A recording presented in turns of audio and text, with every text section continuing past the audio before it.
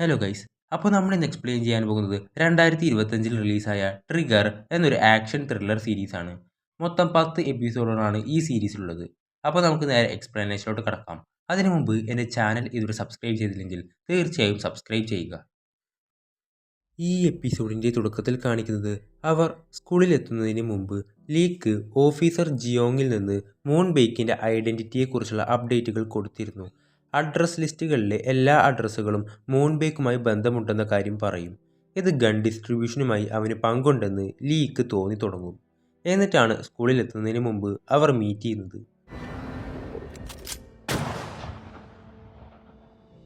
ശേഷം പ്രസൻറ്റിൽ ലീ മറ്റവനെ തട്ടി ബോധം കെടുത്തി ആ ഗണ്ണ് വാങ്ങിച്ചെടുക്കും.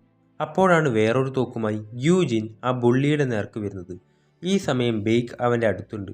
ലീ പതുക്കെ അവൻ്റെ അടുത്ത് ചെന്ന് അങ്ങനെ ചെയ്യരുത്, ഇനിയും ലേറ്റ് ആയിട്ടില്ല, എന്ത് പ്രശ്നമുണ്ടെങ്കിലും നമുക്ക് പരിഹരിക്കാം, അങ്ങനൊക്കെ പറഞ്ഞ് അവനെ സമാധാനിപ്പിച്ച് അവനെ കൂളാക്കും. യൂജിൻ പെട്ടെന്ന് കരയാൻ തുടങ്ങുന്നതും ലീ അവനെ കെട്ടിപ്പിടിച്ച് ആശ്വസിപ്പിക്കുന്നു. ഇത് കണ്ടുകൊണ്ട് നിൽക്കുന്ന ബേക്കിനെയും നോക്കി നിൽക്കും ലീ. ലീക്ക് ഏതാണ്ട് അവനെക്കുറിച്ചൊരു ഐഡിയ കിട്ടിയിട്ടുണ്ട്. ശേഷം പുറത്ത് പോലീസായി ആംബുലൻസായി ഒരുപാട് പേർക്ക് പരിക്കേറ്റിട്ടുണ്ടാവും. ഗ്യൂജിൻ്റെ ഫ്രണ്ടിനെ പോലീസ് അറസ്റ്റ് ചെയ്തിട്ടുണ്ടാവും. അതുപോലെ ഗ്യൂജിനെയും പോലീസ് കാറിൽ കയറ്റും. ആ സമയം അവൻ്റെ അമ്മ വന്ന് കുറേ കരയുന്നുണ്ട്. അവരെ അങ്ങോട്ട് കടത്തിവിടുന്നുണ്ടാവില്ല. ഡിറ്റക്റ്റീവ് സിഒ അവൻ്റെ ആൾക്കാർക്ക് ഇൻഫോർമേഷൻ കൊടുക്കും. അറസ്റ്റ് ചെയ്യാൻ റെഡി ആയിക്കോന്ന് പറഞ്ഞ് ലീ ബെയ്ക്കിനെ തന്നെ ഇങ്ങനെ നോക്കി നിൽക്കുന്നുണ്ട്. അതേപോലെ ബെയ്ക്കും അവനെ തന്നെ നോക്കി നിൽക്കും. അവന് വേണ്ടതൊക്കെ അവൻ്റെ പ്ലാൻ പ്രകാരം ലീക്ക് ഇങ്ങനെ ഇട്ടുകൊടുക്കുകയായിരുന്നു എന്നവന് മനസ്സിലാവും. സിഒ പെട്ടെന്ന് തന്നെ ഓർഡർ കൊടുക്കും ബെയ്ക്കിനെ പിടിക്കാനായി. അങ്ങനെ ആ പോലീസുകാരുടെ ഇടയിൽ നിന്ന് അവൻ മാഞ്ഞു പോകും, തൊരപ്പം കൊച്ചുണിയെ പോലെ. അങ്ങനെ അവന്മാർ നോക്കുമ്പോൾ അവനെ കാണുന്നുണ്ടാവില്ല. അപ്പോൾ ലീക്ക് വേറൊരു ഇൻഫോർമേഷൻ കിട്ടും. ബെയ്ക്ക് ജോലി ചെയ്യുന്ന സ്ഥലത്തുള്ള ബെയ്ക്ക് അത് ഇവനല്ലെന്ന് പറയും. ശേഷം ലീ അവൻ്റെ വീട്ടിലേക്ക് ചെല്ലുമ്പോൾ ഡോറ് തുറന്നിട്ടുണ്ടാവും. അവിടെയും അവന് ഒരു പാക്കേജും വന്നിട്ടുണ്ടാവും, ഒരു ഗണ്ണ്. ആ അഡ്രസ് ലിസ്റ്റിൽ ഇപ്പോൾ അവൻ്റെ പേരും ഉണ്ടാകും. ശേഷം ഗോങ് സിയോക്കിൻ്റെ അസിസ്റ്റൻ്റ് സ്റ്റോറേജ് റൂമിലിരിക്കുന്ന ആ തോക്കുകളൊക്കെ എന്താ വേണ്ടതെന്ന് ചോദിക്കുമ്പോൾ സിയോക്ക് അവിടെ ചെന്ന് മറ്റേ ആ പോലീസുകാരനെ വിളിക്കാൻ പറയും. ശേഷം ചീഫ് സിയോനെ അടക്കം എല്ലാവരെയും ചീത്ത പറയുന്നുണ്ട്.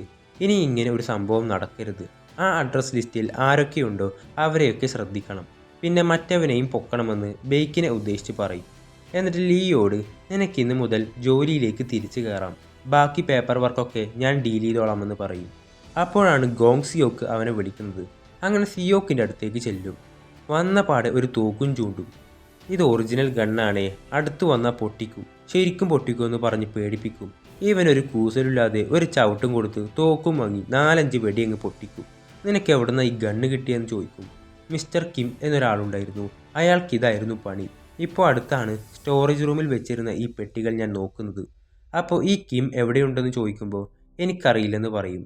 സിയോക്കിൻ്റെ വിചാരം ജോങ് മാൻ കിമ്മിനെ കൊന്നു തന്നെ. പെട്ടെന്ന് അവൻ്റെ കൈ പിടിച്ച് തിരിക്കും. അപ്പോൾ അവൻ യൂട്ടയുടെ ഫോട്ടോ കാണിച്ചു കൊടുക്കും. ജോങ് മാൻ എന്നൊരുത്തൻ്റെ കൂടെ എനിക്ക് വേണ്ടി വർക്ക് ചെയ്തവരിൽ ഒരുത്തനാണ് ഇവൻ. ഇവനെ പൊക്കിയാൽ ബാക്കി ഡീറ്റെയിൽസും നിനക്ക് കിട്ടുമെന്ന് പറയും. തോക്കുകൾ ഉപയോഗിച്ച് ലീ അവനെ സഹായിക്കുന്നിടത്തോളം കാലം അവനും സഹകരിക്കുമെന്ന് സിയോക്ക് പറയുന്നു. ഈ തോക്കുകൾ അവിടുന്ന് അവന് മാറ്റണം, കാരണം അവൻ്റെ ക്ലബിലുള്ള വലിയ പൊസിഷനിലുള്ള ആൾക്കാർക്ക് ഇതിനെപ്പറ്റി അറിയില്ല, അറിഞ്ഞാൽ അത് പ്രശ്നവുമാണ്. ശേഷം കുറേ പോലീസുകാർ ആ അഡ്രസ്സ് നോക്കി ഓരോ വീട്ടിലും ചെന്ന് ആ തോക്കിനെ പറ്റി അന്വേഷിക്കുമ്പോൾ ഇവിടെ ഒരു തോക്കും ഇല്ലെന്ന് പറഞ്ഞ് പെട്ടെന്ന് വാതിലടക്കും. എന്നിട്ട് മേലുദ്യോഗസ്ഥരുമായുള്ള ഒരു കൂടിക്കാഴ്ചയിൽ ചീഫിനോട് ഇപ്പോൾ എത്ര തോക്ക് കണ്ടെത്തിയെന്ന് ചോദിക്കുമ്പോൾ ആ അഡ്രസ്സിലുള്ള പകുതി തോക്കുകളും കണ്ടെത്തിയെന്ന് പറയുമ്പോൾ പകുതി തോക്കുകളോ, അപ്പോൾ ബാക്കിയോ? ഇനി വീണ്ടും ഇതുപോലെ വെടിവെപ്പ് നടന്നാലോ? ചീഫ് സോറി സാർ, ഞങ്ങളുടെ ആൾക്കാർ അന്വേഷിക്കുന്നുണ്ടെന്ന് പറയും. കേസ് ഇപ്പോൾ ജോയിൻറ്റ് ഇൻവെസ്റ്റിഗേഷൻ ഓഫീസിന് കൈമാറാൻ തീരുമാനിച്ചിരിക്കുകയാണെന്ന് പറയും. ഇനി അവർ നോക്കിക്കോളും. ശേഷം ജോയിൻറ്റ് ഇൻവെസ്റ്റിഗേഷൻ ടീമിനെയാണ് കാണിക്കുന്നത്. അവർ ഇതിനായി തയ്യാറെടുക്കുന്നു. എന്നിട്ട് ഒരു ആശുപത്രിയാണ് ഇപ്പോൾ കാണിക്കുന്നത്. ഒരു നേഴ്സിനെ കാണിക്കുന്നു. ഇവളായിരിക്കും ഈ സീരീസിൻ്റെ ആദ്യത്തെ എപ്പിസോഡിൽ വേറൊരു വണ്ടിയുമായി ചെറുതായി തട്ടിയത്. എന്നിട്ടാണല്ലോ ലീ അവിടേക്ക് എത്തിയതൊക്കെ. അവളായിരിക്കും ഇത്. അവൾ നേഴ്സാവാൻ താഴ്ന്ന ഗ്രേഡ് യൂണിവേഴ്സിറ്റിയിൽ നിന്ന് ഗ്രാജുവേഷൻ നേടിയതിൻ്റെ പേരിൽ മറ്റ് നേഴ്സുമാർ അവളെ കളിയാക്കും. ഹെഡ് നേഴ്സ് അവളെ പുച്ഛത്തോടെ നോക്കി മറ്റ് നേഴ്സുമാർക്ക് വേണ്ടി ഓരോ കാരണങ്ങൾ പറഞ്ഞ് ബാക്കിയുള്ളവരുടെ ഷിഫ്റ്റുകളിൽ ജോലി ചെയ്യാൻ നിർബന്ധിക്കുന്നു. ഇല്ലെങ്കിൽ നിന്നെ ജോലിയിൽ നിന്ന് പിരിച്ചുവിടുമെന്നൊക്കെ പറഞ്ഞ് ഭീഷണിപ്പെടുത്തുന്നു. ശേഷം വാർത്തകളിൽ നിറയുന്ന തോക്കുകളെക്കുറിച്ചുള്ള ചർച്ചകളും കൊറിയയിൽ തോക്ക് ഉടമസ്ഥാവകാശം നിയമവിധേയമാക്കുന്നതിനെക്കുറിച്ചുള്ള ഊഹാപോഹങ്ങളും ആരംഭിച്ചിരിക്കുന്നു.